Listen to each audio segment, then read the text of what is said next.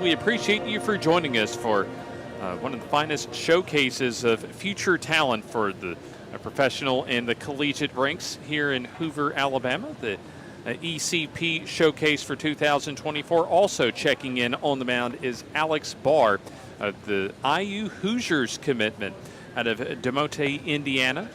Our first chance to take a look at him today, the left-hander, as he's able to get ahead in the count, no balls and one strike. Another one of those guys, 6'3", 195, that can run it up to 90 to 94, touching a 5 here and there with a sweepy slider in the upper 70s. Was a guy that went to the USA tryouts, and they said threw the ball very well there. But a guy, again, looking at comps and things like that.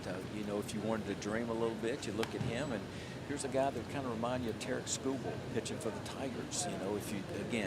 This business is about trying to compare a guy and say, hey, he may end up being this. If it all clicked, who could he be? But a lot of times just the size of the body will kind of give you those comps. But that's who he reminds me of, possibly.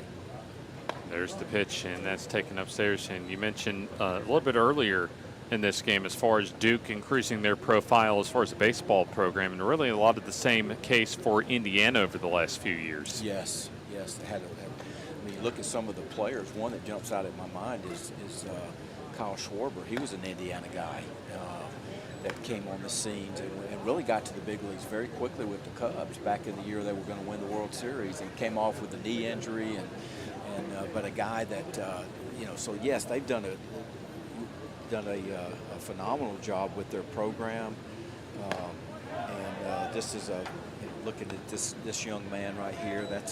That's a quality arm from the left side, and a lot of potential here. If you just look at what he's shown you right here, as he comes back with a 93-mile-an-hour fastball that just had right in the top of the zone. So that's an impressive young man right there. Hey, you can have the heat, but location says probably as good of an asset, maybe the best asset that you can have as a pitcher out there on the mound, as there's an off-speed pitch low for a ball. I heard a quote, and I think it was from this spring, and I want to say it was the Washington Nationals development staff, and they had a quote on there for their pitchers to see, and it said, I don't care how hard you threw ball 4. So, meaning, hey, we've got to get in the strike zone. And that's been as old as time in this game. You have to be able to execute, throw the ball in the zone, give your team a chance. And he's done that so far. He's 2 up, 2 down with quality stuff. I'll tell you what, you mentioned 2 up and 2 down as a routine ground ball at that time, as Barth able to come up with the infield assist on the 6-3 put out. So Barr looking for a 1-2-3 inning, as that misses low and outside for ball 1. So it looks as if that the Astros in prime position to get their second victory of the day here, as the Cardinals have trailed ever since the first inning, as that pitch misses downstairs for ball 2. So a couple of more at-bats, including this inning, for both teams before we officially, and at least for the Cardinals, mercifully get to the finish line. You see the Cardinals trying to keep this inning alive. It's 2 up, 2 down so far, and now a swing and a miss as Mason Legenza, our first look at him tonight from Brockton, Pennsylvania, a rising senior coming up as far as that 2025 graduating class. Got a starting role earlier today in the very first game of the day against the Braves, as the count now at 2 balls and 2 strikes. So you can find a little info on him as Barr comes home, and that hits, looks like, I thought might have hit the top of the helmet that time.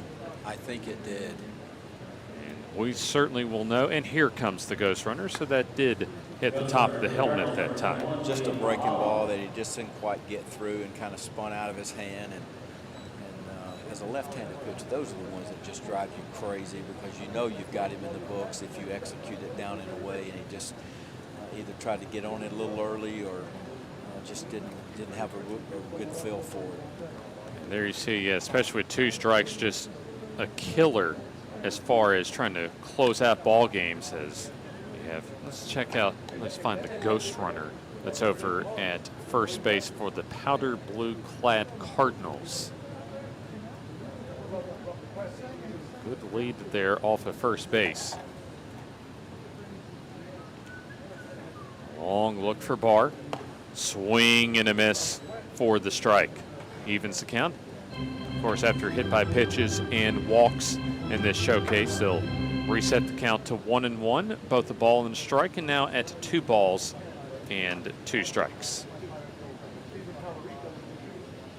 That also means a second chance for the prior batter to get the ball in play, and there's instead a called strike 3 as Barr is successful outing here in the 6th as he's able to keep the Cardinals off the board with including a couple of strikeouts, and we'll see this final one going into this break. That's the pitch that if you can command consistently, you can win a lot of baseball games, and that's what he did. He commanded that at 92.